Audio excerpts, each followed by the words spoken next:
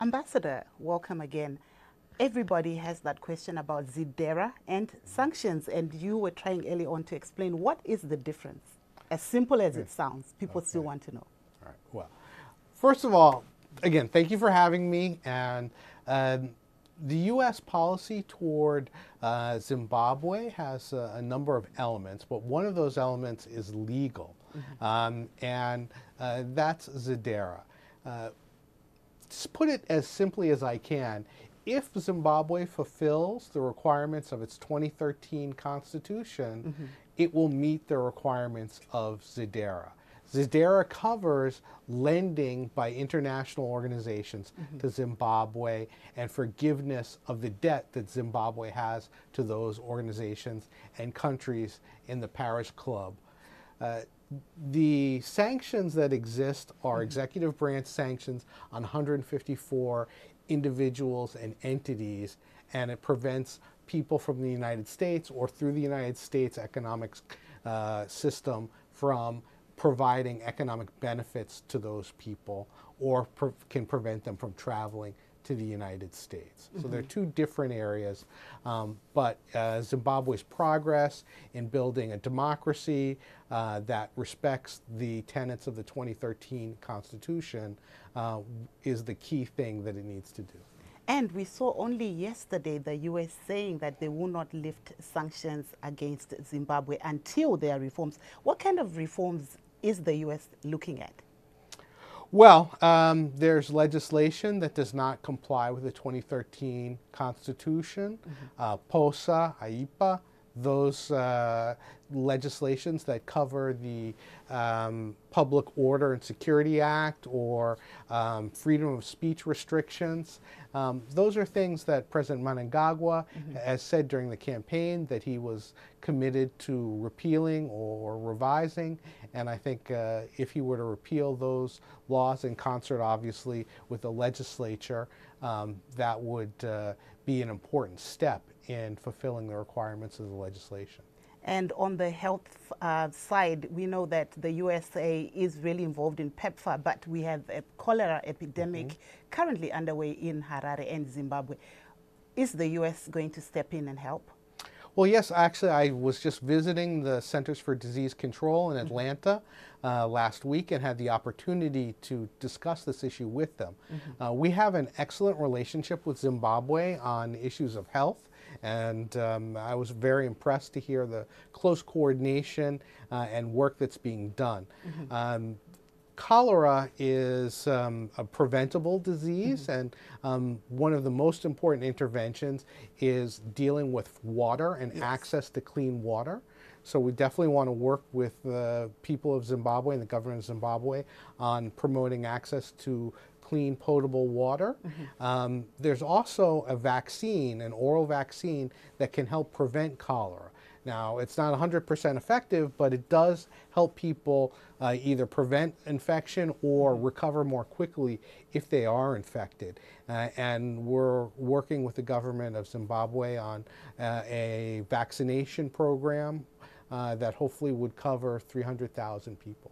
Thank you. And also, more on the diversity visa, a lot of Zimbabweans have been asking, what is the current situation regarding that? Well, the United States is a country that is interested in and welcomes immigration, but it has to be lawful immigration. The diversity visa is one of the ways that people can access lawful permanent immigration to the United States. Every year, the level is set by the administration and Congress, and we'll be looking forward to seeing what the level is for 2019. And what kind of assistance in other programs are you looking as the new ambassador that is coming into Zimbabwe? What areas will you be concentrating on this year? Well, so many areas, but education and exchanges are very important. Yes. So hopefully people will be joining us with the Mandela Washington Fellowship. That's a great exchange program. We have other cultural and educational exchanges, bringing artists and athletes to Zimbabwe and sending Zimbabweans to the United States to learn more about our country. Cultural preservation is an area that I'm very passionate about, and we have some exciting things that we're going to be doing in some of the most important cultural sites in Zimbabwe going forward. You also spoke about some areas that Zimbabwe can actually, promote more, areas like tourism. Tell us a little bit about that.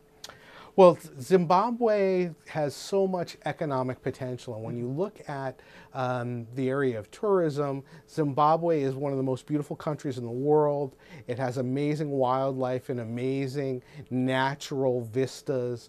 Victoria Falls is world-renowned, and Zimbabwe should be capturing more tourists and providing them with a world-class experience. So hopefully we'll get to see more investment in that area.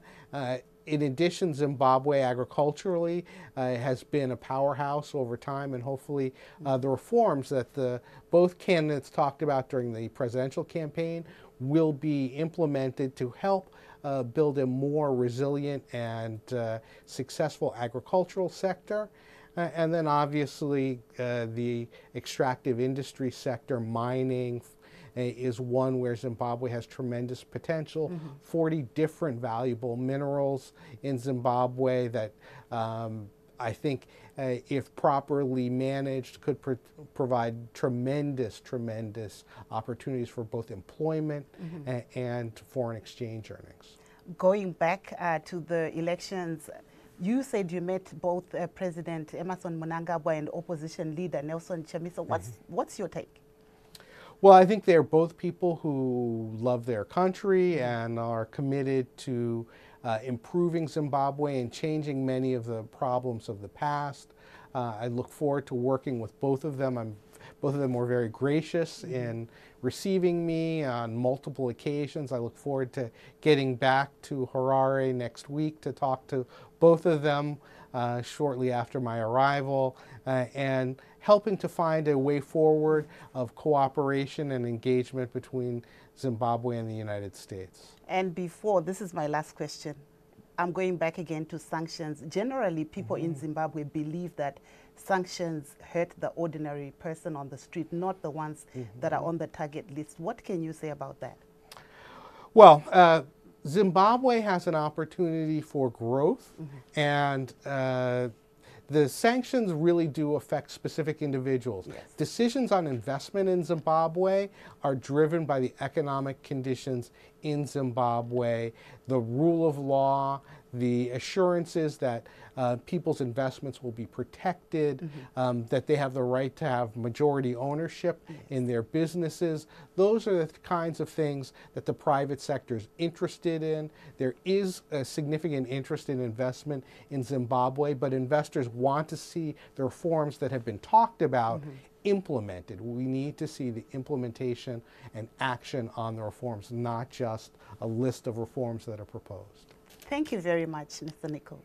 Thank you very much for having me.